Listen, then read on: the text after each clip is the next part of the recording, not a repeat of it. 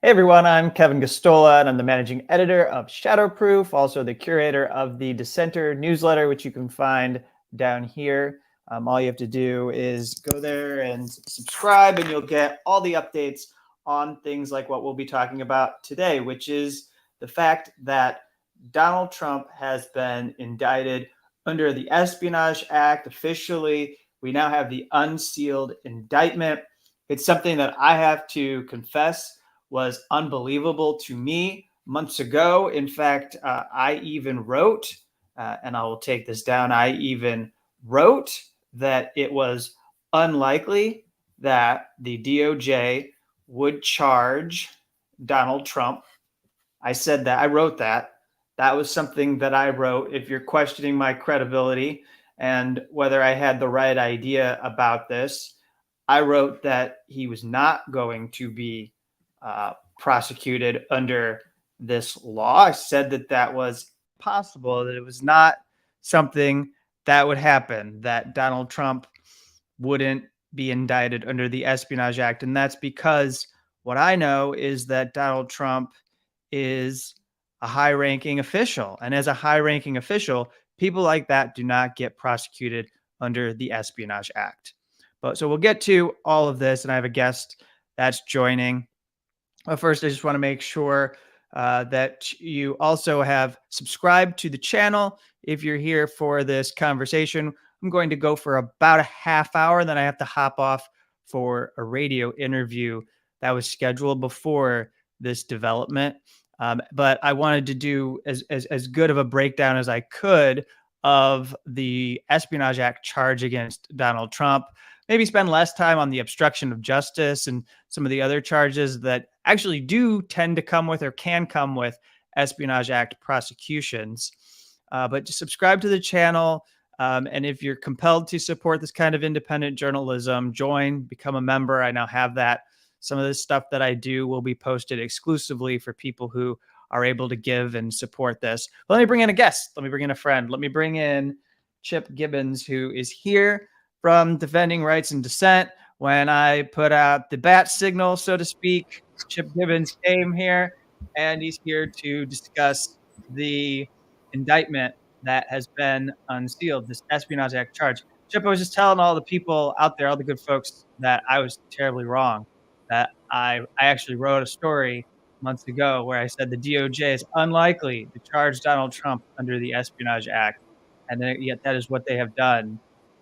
And so I just wanted to have that out in the open before I went forward and analyzed it, because I need everybody to understand how unusual and extraordinary it is for somebody in Donald Trump's position to be charged like this for what's happening. Can you hear me, Chip? Yeah, I can hear you. Can you hear me? Yeah, I think your video is catching up or something of that. Okay. Maybe I should log back in, or I don't know. We'll see how this goes. Yeah, so, I mean, this is unprecedented. I mean, I was not expecting an Espionage Act indictment of a former president, 2 years ago. Obviously, we saw the search and the raid, and the search warrant referenced 793E, which was a pretty major escalation. And it was unclear to me if they were doing that to get the probable cause needed to seize the documents, or if they were really going to go through with this, and they've gone through with it. For his beautiful mind boxes, as his employees refer to them in the text messages in the indictment, he has been indicted. Oh, God damn it. Am I breaking up? Yeah, just a little bit. So, let me just take it away. This is Am I still here? You're still here. Yeah. We can hear you, but let me just, I'll put Donald Trump up here while we talk about him, because it's senseless to put up the indictment as we scroll through it and read certain parts. But, I don't know what's your favorite and what stands out to you. But first, let's just establish a basic detail, which is that apparently he did have information that would be covered by the Espionage Act as it was applied. Well, actually, let me back up first, especially because you're here. Let me do something that I meant to do before I brought you in. But I just want to take a moment to name and give all the support that I can and say that my thoughts are currently on people who have been targeted by this law in the last 10 to 15 years. And just say that, this kind of a case, these charges being brought, it makes me think, free Daniel Hale right now, who's in a communications management unit. It makes me think pardon Reality Winner. She should no longer be on supervised probation, which extends until next year. It makes me think pardon Terry Albury, FBI whistleblower, who they're actually making a film about, just like they just made a couple films about reality. And allow Edward Snowden to return home and drop the charges. Pardon him. He should no longer have to live in exile in Moscow, although we could if that's what he wants to do. And pardon John Kiriakou. Remove everything on the record against NSA whistleblower Thomas Drake. And just all these whistleblowers, these people, and some of these media sources too. I'd even extend it to someone like Stephen Kim, who I thought shouldn't have had the Espionage Act thrown at him. I just think of these people and the way that their lives were destroyed and the way that they, shouldn't be targeted because there wasn't any intent on their part to mishandle and abuse information. I mean, what they were doing was in the public interest. And because there's no defense built in here in which they can tell people what they're doing and why they did it, the Espionage Act got thrown at them. And their cases, the way that they are prosecuted, are fundamentally different from what we see here with Donald Trump. Fundamentally different. There is no good faith motivations at all to what we're reading in this indictment. Can I also point out that I don't believe I know of any other Espionage Act defendant who was told like 5 days. He was told yesterday in advance that he's going to be indicted to come to court on a Tuesday. I mean, usually they send the SWAT team, and which I don't think they should do. I don't think there should be SWAT teams, but they usually send the SWAT team to come pick you up. They don't say, okay, it's a Thursday. We'll see you on a Tuesday at 3:00 p.m. What the Justice Department has done is baffling. It's just baffling. The idea that you wouldn't announce this indictment, present the charge, that you would let it fall on Donald Trump to go to his social media followers on Truth Social and break the news that he's been indicted. And you've lost the narrative. Like you've let this become the thing that everyone in the right-wing conservative media echo chamber wants, because Donald Trump's presented it as he's being persecuted. And it's just baffling. The idea that they thought they might be able to get to next week without showing us this indictment. I don't understand. They've been working on investigations into Donald Trump and everything connected to him for the last 6 or 7 years. Did they really think that they weren't going to be forced into unsealing this indictment before the weekend? I just don't understand what the people are doing in the National Security Division. And then I want to get to the indictment, but Chip, now we've got 3 Espionage Act prosecutions, major Espionage Act prosecutions unfolding at the same time. How does this division even have the manpower and people who can actually do this? They're going to run in a prosecution against Donald Trump. That's a huge trial. That's a circus of a trial if it actually goes to trial. Julian Assange is still being prosecuted. And then they've got this case against Jack Teixeira for posting documents in the Discord chat group. USAO offices, though. What? They're based out of different USAO offices. Okay. Right? One's in Florida, one is in Massachusetts. It's extraordinarily rare for these to be tried outside the Eastern District. And maybe part of the reason why they're trying that Massachusetts, I guess he's not a kid, but he looks like a kid, Massachusetts kid, who allegedly posted things on Discord in Massachusetts, and Trump in Florida is for that reason. I don't know. Well, that's a good point, that they are in different jurisdictions, so they don't have to worry about running them through the Eastern District of Virginia. So we have in this indictment, we have basically the outlines of national defense information, which is this amorphous thing that is mostly made up. But you should just understand it as being military or national security related. The classified documents Trump stored in his boxes included information regarding defense and weapons capabilities of both the United States and foreign countries, United States nuclear programs, potential vulnerabilities of the United States and its allies to military attack, and plans for possible retaliation in response to a foreign attack. I presume that's the Iran thing that has been in the yeah. Iran. It's called Country A in the indictment, but it's I believe Iran. The unauthorized disclosure of these classified documents could put at risk the national security of the United States, yada, yada. That's what they always put in there. Okay, here's the dumb. This is what we have to read to everyone so everybody can appreciate that Donald Trump had these documents in the boxes on 2 occasions in 2021, allegedly, according to this indictment. It was in July of that year at the Trump National Golf Club in Bedminster, New Jersey. That meeting was recorded by audio. He was with a writer, a publisher, and 2 members of his staff, none of whom possessed a security clearance. And Trump showed and described a, quote, plan of attack, end quote, that Trump said was prepared for him by the Department of Defense and a senior military official. Trump told the individuals that the plan was highly confidential and secret. And then Trump also said, quote, as president, I could have declassified it, end quote. And then the other part of the quote is, now I can't, but this is still secret. So we have that. And then in August or September 2021, again at this same club, Trump showed a representative of his political action committee who did not possess a security clearance, a classified map related to a military operation, and told the representative that he should not be showing it to the representative and that the representative should not get too close. What the fuck? I mean, the full transcript from the conversation staffer is like shocking. It's like Trump is walking through the different elements of the Espionage Act and confessing to each one. Well, if I believe it's Milley says, let me see, I'll show you example. He said, I want to attack Iran.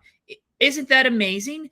I have a big pile of papers. This thing just came up. Look, this was him. They presented me this. This is off the record, but they presented me this. This was him. This was the Department of Defense and him. And the writer says, whoa, look at this. This was him. Blah. I'm not going to read all this. And then laughter. The staffer laughs. And then Trump says, secret. This is secret information, by the way. Isn't that incredible? Staffer, yeah. Yeah, and I was just thinking we're talking about it. You want to attack Iran. What? Staffer, you did something else. I don't know. Declassify it. Figure out, yeah, see, a president, I could have declassified this. Everyone laughs. Now I can't, but this is still a secret. Yeah, laughter. Now we have a problem. Isn't that interesting? He says at least 4 or 5 times that it is secret and he cannot declassify it anymore. Isn't that interesting? It's like, yeah, this is interesting. I mean, this is the most slam dunk espionage violation, I think, in the history of the act. I mean, even spies like talk in code or make some attempt to conceal what they're doing. They don't just write down like, this is very secret and it's illegal for me to show this to you. Isn't it amazing? Yeah. And there's also a co-conspirator, right? There's someone who's been indicted. His name's Walt. And Walt Nauta. Walt Nauta was apparently a body man, like someone who I guess would provide security for Donald Trump. And that he was, I guess he moved boxes for Donald Trump as he was hiding the box. They accuse him of hiding boxes from investigators. Yeah. That's part of the charge. So we have that going on. There's some pictures in here of the storage of these boxes. And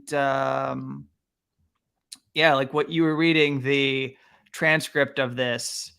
It's a secret, isn't it? So interesting. Yeah. Oh, yeah. By the way, isn't that incredible? Yeah. I was just thinking because we were talking about it. And, he said he wanted to attack, and he's referring to Iran. And what? And then the staffer says, you did. And then Trump says, this was done by the military and given to me. I think we can probably, right? Staffer, I don't know. Well, we'll have to see. Trump, declassify it, figure out Trump, see, as president, I could have declassified it. Yeah, Trump, now I can't, but this is still a secret. That's what you were saying. But yeah, Because I mean, his it's argument just is that he declassified it. He can just declassify it with his mind. And here he is saying, no, actually, I haven't declassified it. right. That's the public thing. When he was out there in public, he said, I can do that. And then now we have him on an audio recording that, oh, I know that I was supposed to declassify it when I was president if I wanted to still keep these records. All Yeah. these quotes from him as president littered throughout the indictment of him saying how bad it is to leak classified information and how you should go to jail for doing so. So they totally have satisfied the intent part of the Espionage Act. I mean, I think the intent part is way too low and should be much higher. We lost you. You've locked up. I'll Am I wait for back? I'll wait for you to come back.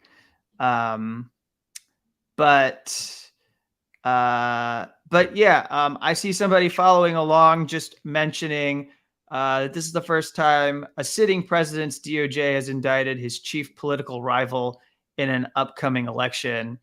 And I think that's a fair point. Even as you throw at us that you believe leftists are authoritarians, which I think you've maybe come to the wrong space for that viewpoint to get a fair hearing. But obviously, I'm as concerned as anyone of what happens next, especially as we've already seen, like they failed to just announce the indictment and then, let Donald Trump go to his followers and tell them that he was indicted. I do have a problem with that. And I do have a problem that Joe Biden's running for re-election. And I do have a problem. These are all political things that are outside of the scope of what Chip and I typically would focus on as we stick to the issues that stem from the Espionage Act. But I mean, we live in this country, and these sort of political developments do have their impact. And, it happens to be that in the way that the political system has devolved over time, now Joe Biden's planning to run for re-election, and his Justice Department has just indicted the leading Republican challenger who's supposed to run against him in 2024. So I do think that even though it shouldn't stop people from holding corrupt officials accountable, that we do have to think about how we've had, both of us in our lifetimes have lived through administrations that had officials in them that could have been and should have been charged with crimes, particularly the Bush administration with Iraq war and torture. And we were all told, no, you can't prosecute those officials because it will be too divisive. Remember, Obama constantly said we have to move forward without looking backward, and that it would be wrong to charge them. And so if anybody says to you that you have to hold Donald Trump accountable so people don't abuse their access to classified information, we have to set an example.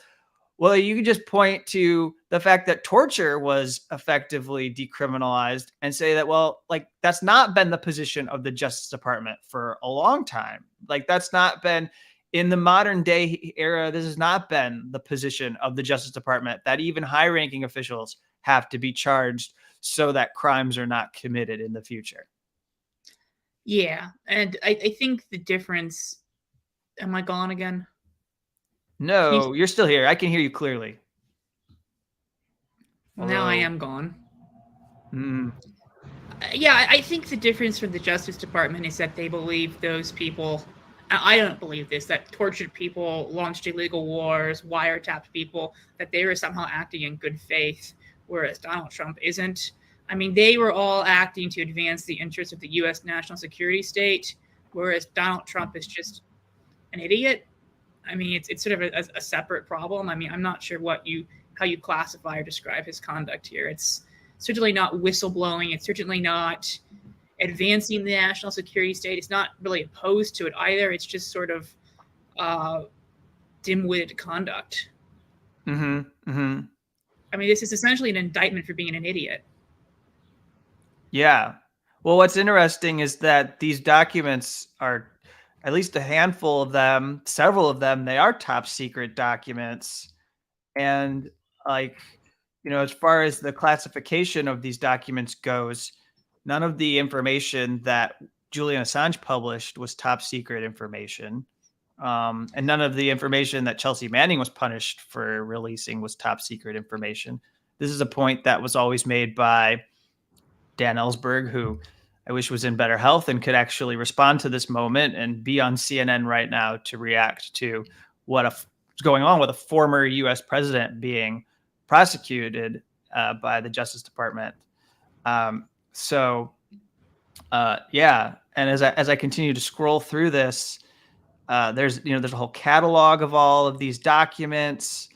And then you have the obstruction of justice charges, and then withholding a document or record. So that's when they didn't provide the documents to the Justice Department that were supposed to be seen. Corruptly concealing a document or record is another charge. Concealing a document in a federal investigation. All of these, fall under a part of the criminal code that I've never had to have knowledge of. So, but false statements, obviously, that's pretty clear what that would amount to. And he's certified multiple times that all of these documents had been handed over to the government, and then they just kept coming back and finding more boxes of documents. Yeah, I mean, an indictment is unproven allegations from the federal government, but it looks like the conspiracy stuff is pretty open and shut. I mean, he told people he wanted to conceal these records from the government, and he did. I mean, it's not a complex case here. Yeah. Well, thank you for jumping and tuning in here and coming to have this discussion. I mean, it's really difficult, but I would imagine now there probably are a fair amount of Republicans out there who are saying, we're going to need to take a look at this Espionage Act law and reform it. Like, is that something that we're going to be hearing now suddenly? And they hadn't really cared about it that much up to this point. I mean, we've heard Republicans say this about surveillance laws and FBI laws, and none of them have put forward serious proposals. I mean, there are going to be a lot of sort of blowhards on Fox News, but we're not going to see, I suspect, meaningful Espionage Act reform coming from the right. Like, they just don't put serious proposals on this. They just go on Twitter and blast it. Yeah. So it'll be like what we heard with Marjorie Taylor Greene just saying that they want to defund the FBI, but we've had no serious proposals or anything put forward to try and rein in the authority and power of the FBI. Like, we're constantly... Which there are plenty of roadmaps to do. Right? There are plenty of maps to rein in the FBI. There are plenty of roadmaps to reform the Espionage Act.